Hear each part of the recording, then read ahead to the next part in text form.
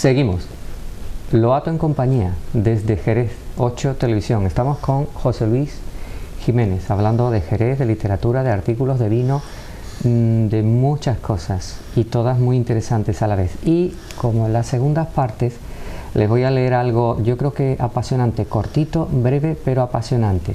Se trata de un poco de Cumbres borrascosas, de esta autora, Emily Bronte, y es otra de las exquisiteces de la literatura universal, y como don Miguel, también en gran parte muy desconocida durante su época.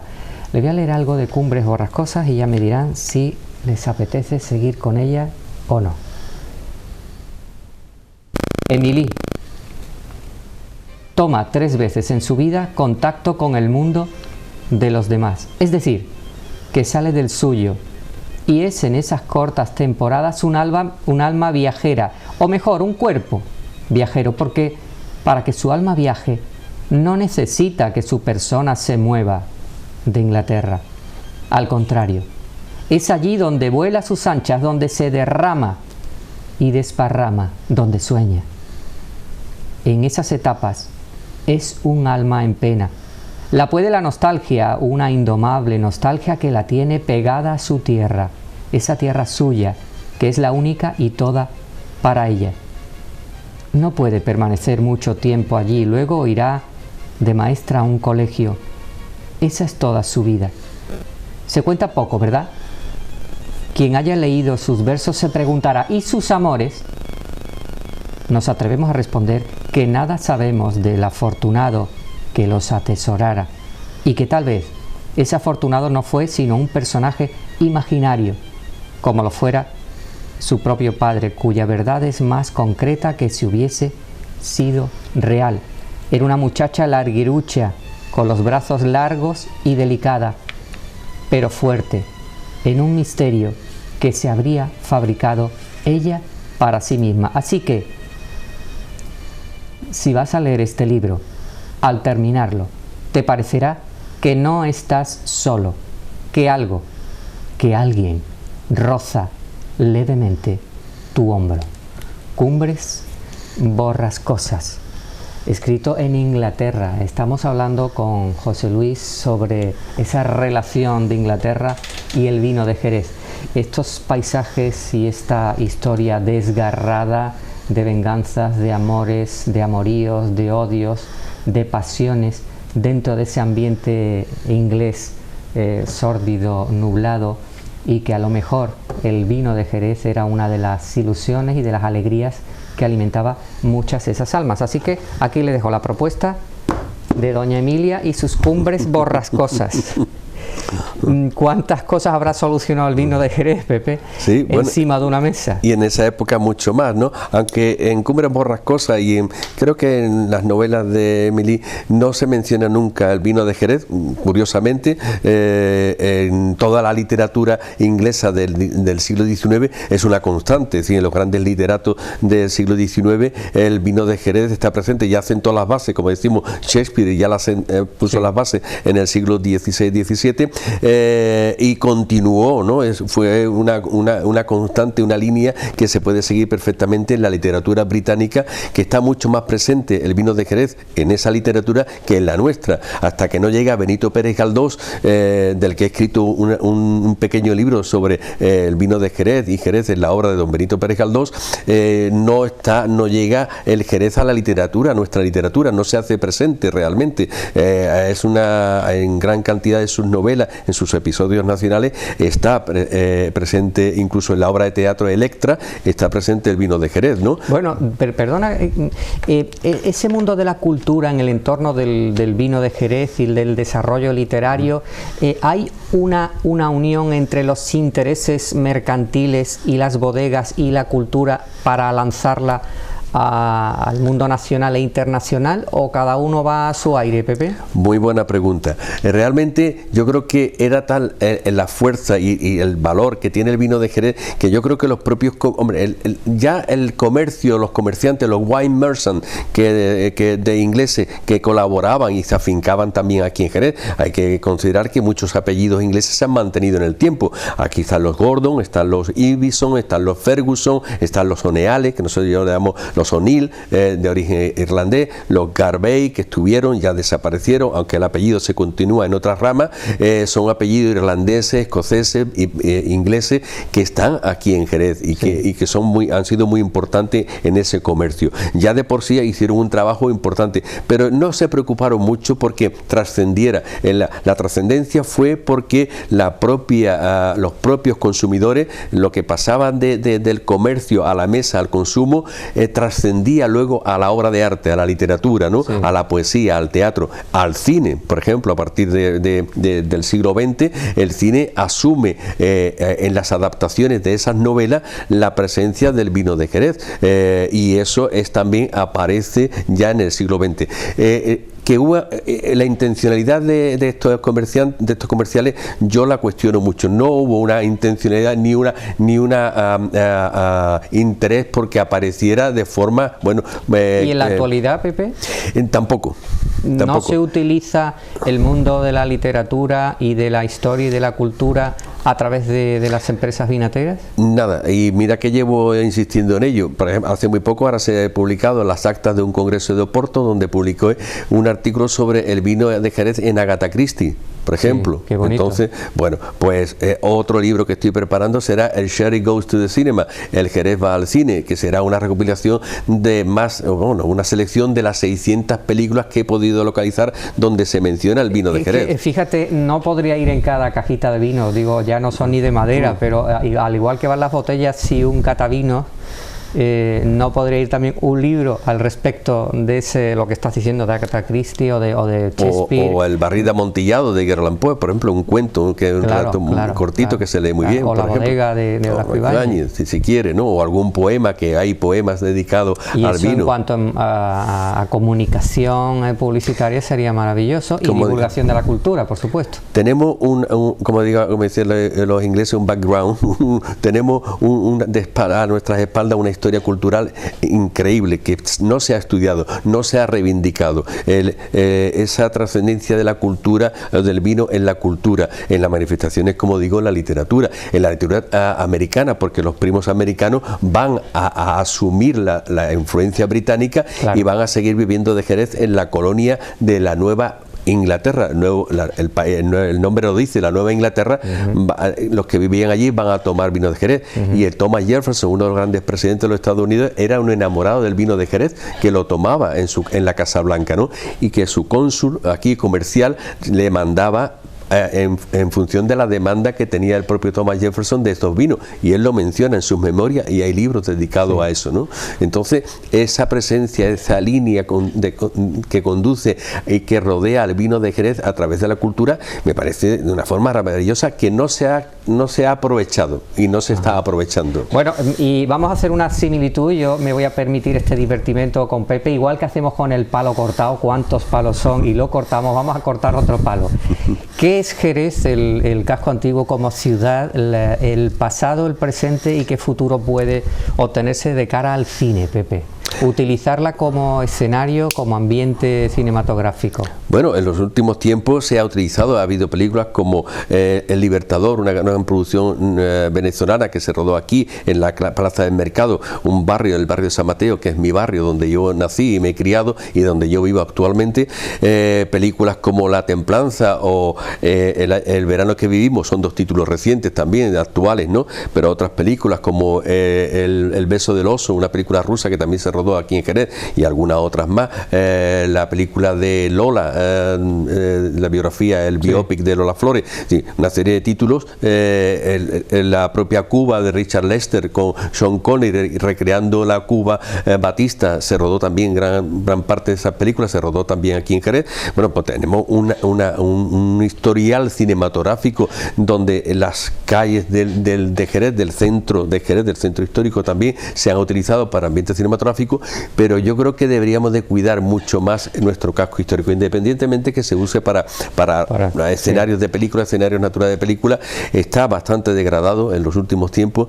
Hace falta un gran impulso para que recobremos una zona que tiene mucho encanto realmente. ¿Tú nos podrías decir alguna medida que adoptar para rehabilitar un poco ese casco antiguo de Jerez? ¿Qué medidas se te ocurrirían a corto plazo? No es fácil, pero hay que atraer a la gente a vivir. No se puede hacer ahora la política de crear, de restaurar casas que hace falta. Hay muchas solares abandonadas, muchas casas que están abandonadas, en el que se están produciendo vandalismo. Los vecinos lo estamos denunciando constantemente, en el que se ha producido incluso incendios, conatos de incendios en algunos de ellos, y no se puede ahora hacer la política de crear apartamentos turístico para hacer un uso muy momentáneo, muy concreto de personas que son bienvenidas, por supuesto, el turismo, la gente pero no le dan vida a la entonces ciudad. No le dan vida.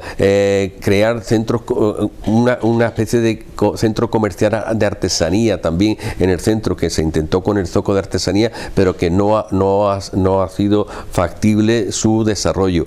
Ahora, con lo que es la ciudad del flamenco, lo que es el museo de a mí una de las cosas que esto va a implicar es que posiblemente el Palacio Pedro Martín, donde está ubicado actualmente el Centro de Documentación de Flamenco, se pueda abandonar. Eso me parecería lamentable, porque en cuanto se abandone, se cierre, aquello se vandaliza. Claro. Y eso es, vamos a vestir un santo para vestir a otro. Y eso lo tiene que considerar los políticos y los gestores que están llevando esto desde hace mucho tiempo. Pero las políticas que se vienen haciendo y que los vecinos vamos viendo, no se están materializando, no vemos avanzar aquello, ¿no? Hay una degradación de suciedades, de basura, de abandono, de cierta peligrosidad que se está viendo, se está percibiendo en los últimos tiempos, que esperemos que no llegue a más. Y bueno, pues todo eso hay que cogerlo de raíz para darle poco a poco, no una solución inmediata, pero sí con una política a medio plazo para reivindicar un centro donde tenemos iglesias y monumentos excepcionales en un circuito muy pequeño y maravilloso, que el turista o el propio ciudadano y los propios jerezanos podemos disfrutar, no solamente cuando hay Semana Santa, que cuando se luce más el sitio por el tema de la cofradía, pero todos esos elementos hay que organizarlo bien y no estar dando palos de ciegos. Bueno, pues para no dar palos de ciego, vamos a iniciar la segunda parte de Don Quijote de la Mancha. En esta semana, en este mes tan cervantino, vamos a iniciar la segunda parte y el prólogo. Como siempre les recordamos, los prólogos, las introducciones son maravillosas. Y si las escribe Don Miguel de Cervantes Saavedra, mucho más. Así que yo le voy a proponer a Pepe, a José Luis Jiménez, que lea conmigo, que lea principalmente él esta segunda parte, un trocito de la segunda parte, que empieza Don Miguel diciendo lo siguiente: prólogo al lector. Válame Dios, y con cuánta gana debes de estar esperando ahora, lector ilustre o plebeyo, este prólogo, creyendo hallar en él venganzas, riñas y vituperios del autor del segundo Don Quijote, digo, de aquel que dicen que se engendró en Tordesillas y nació en Tarragona. Pues en verdad que no te he de dar ese contento. Pepe, por si eres tan amable. Que puesto que los agravios despiertan la cólera en los más humildes pechos, en el mío ha de padecer excepción esta regla. Quisieras tú que lo diera del asno, del mentecato y del atrevido, pero no me pasa por él pensamiento, castíguele su pecado, con su pan se lo coma y allá se lo haya.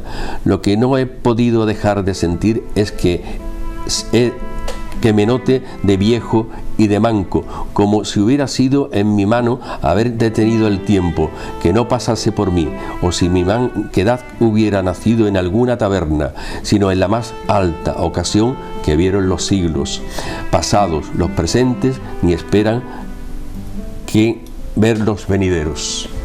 Maravilloso. Bueno, aquí Muchas veces los cabreos en la vida se resuelven o a las bravas o por la fuerza o escribiéndolo en un papel. Aquí don Miguel de Cervantes defiende muy bien su dignidad maltratada por ese Quijote espurio llamado de Avellaneda con este segundo prólogo. Que está muy bien, ¿no? Como él reivindica y sobre todo ese final que en el que él deja ver su participación en la batalla de Lepanto sin decirlo, claro. En ese magnífico acto glorioso de la batalla de Lepanto donde él pierde el brazo. El brazo, claro. Bueno, antes vamos a hablar, si te parece, de la Academia de San Dionisio, pero antes nos vamos a ir con unas viandas encima de la mesa puestas porque le vamos a recordar esta gastronomía de la Mancha cervantina y, como siempre, un platito que les proponemos. Los ingredientes muchas veces pueden ser también a gusto del consumidor, aunque la receta teórica diga otra cosa. Esto es un guisado de trigo. Ya sabemos que los molinos de viento tenían esa actividad principal en La Mancha. Y dice, guisado de trigo, 400 gramos de trigo, 400 gramos de acelga, un hueso de espinazo de cerdo, un rabo de cerdo, 3 dientes de ajo, aceite de oliva, hierbabuena, sal, 200 gramos de garbanzo, una patata grande, un morro de cerdo, 2 morcillas de cebolla y pimentón dulce. En una olla a fuego medio de aceite y los ajos pelados y cortados en rodajas no muy finas. Cuando empiecen a dorarse añadiremos las pencas de acelga o de carrillo limpias y troceadas y las freiremos en el aceite y los ajos. Cuando empiecen a apocharse añadimos el pimentón, damos unas vueltas procurando que no se nos queme. Pondremos unos 2 litros de agua y a continuación el hueso, el morro, el rabo, el trigo y los garbanzos. Bajaremos el fuego al mínimo y lo dejaremos cocer tapado hasta que las carnes estén completamente tiernas y los garbanzos y el trigo en su punto. En este momento añadimos la papa pelada y cortada en trozos del tamaño de una nuez, así como la morcilla sin piel para que se deshaga en el guisado. Sabe mejor si se come con cuchara de madera y procuraremos que en cada plato haya al menos un pedazo de cada cosa, así como una ramita de hierbabuena. Guisado de trigo, la cocina de Don Quijote de la Mancha.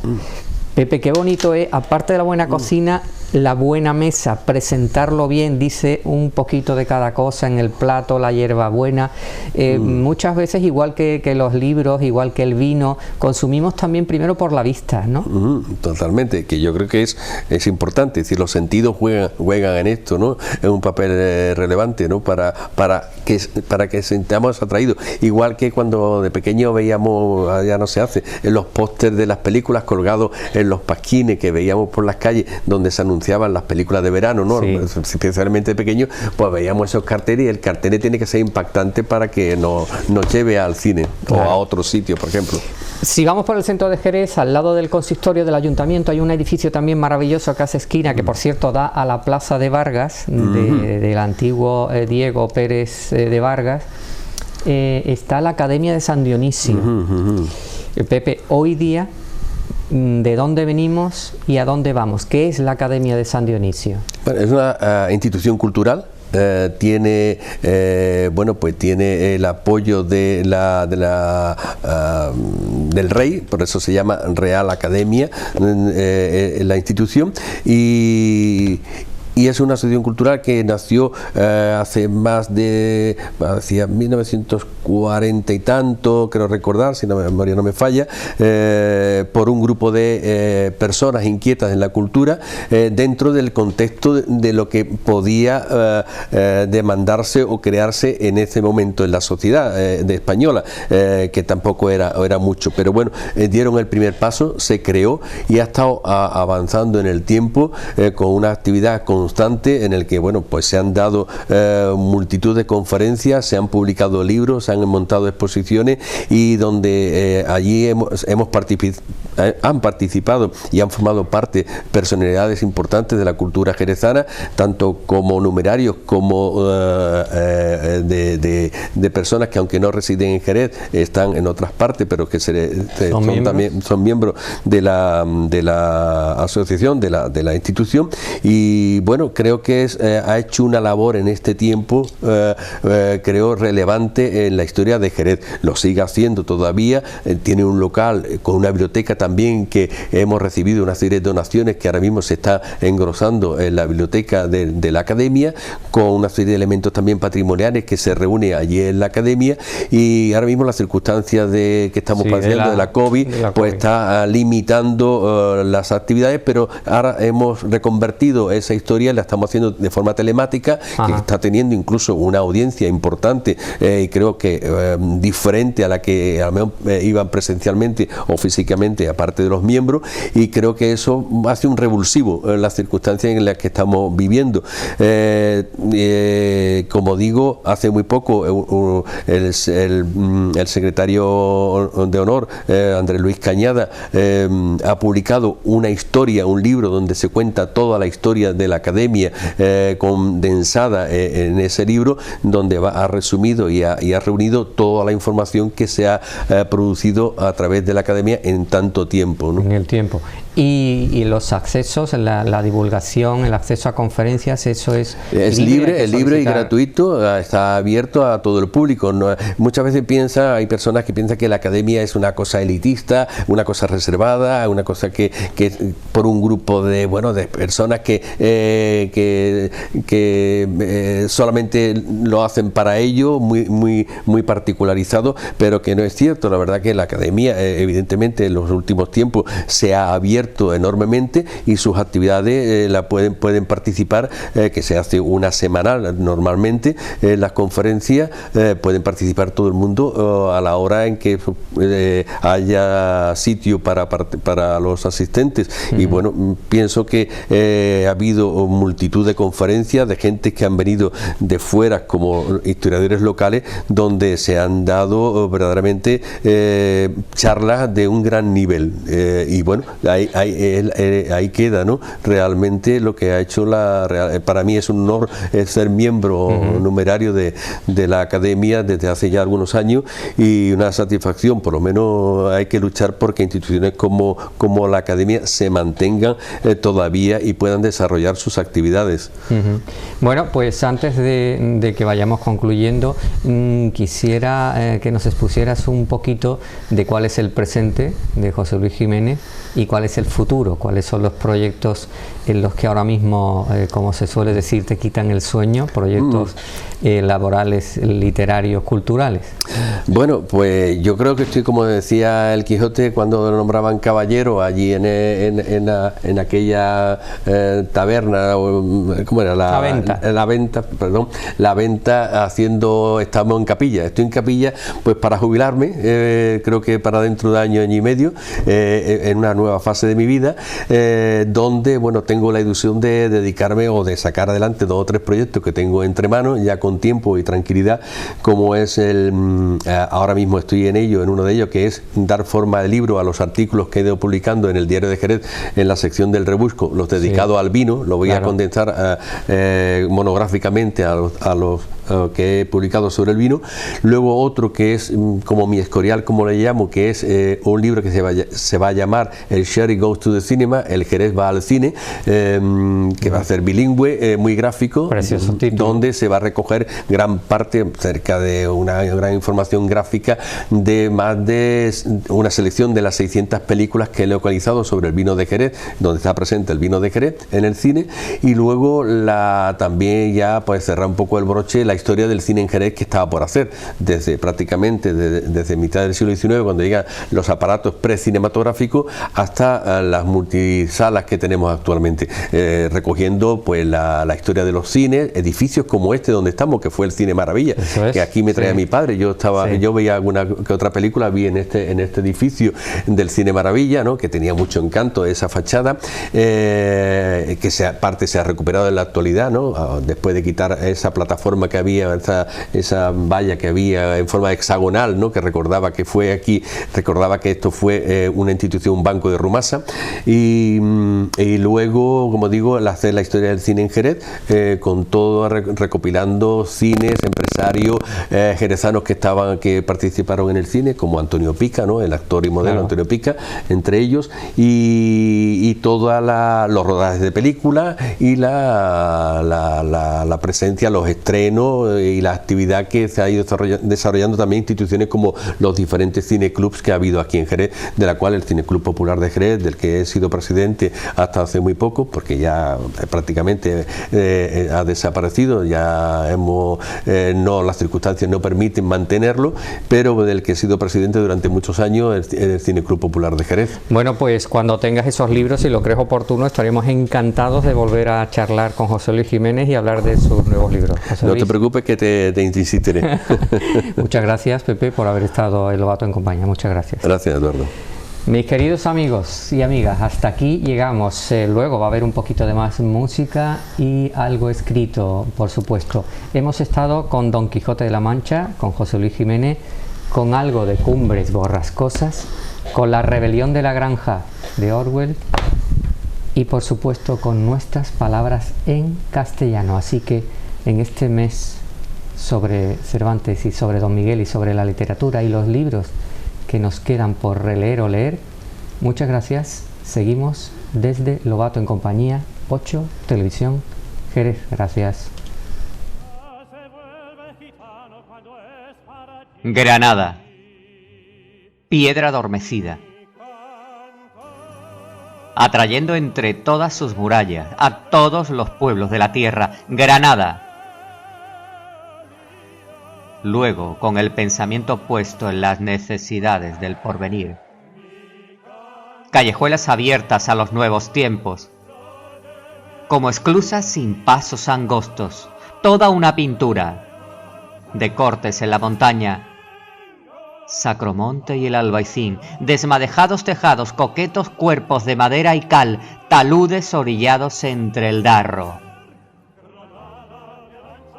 Ese Darro granadino, capitalino, afluente del río Genil, Genil, río que a su vez afluya rápido a nuestro Guadalquivir. Granada en coplas, tierra soñada por mí, porque mi cantar se vuelve gitano cuando es para ti. Mi cantar hecho de fantasía, mi cantar flor de melancolía que yo te vengo a dar.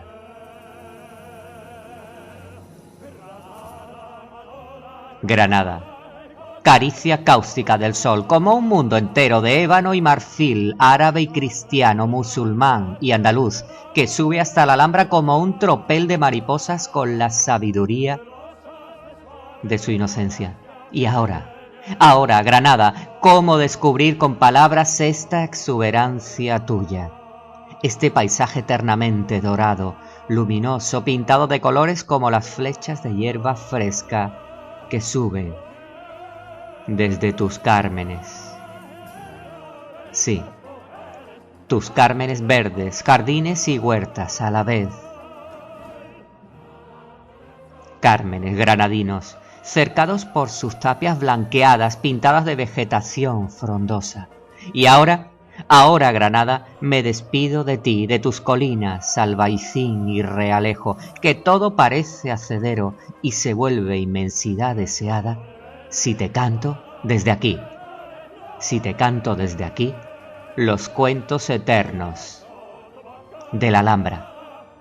Les habló Domínguez Lobato Eduardo.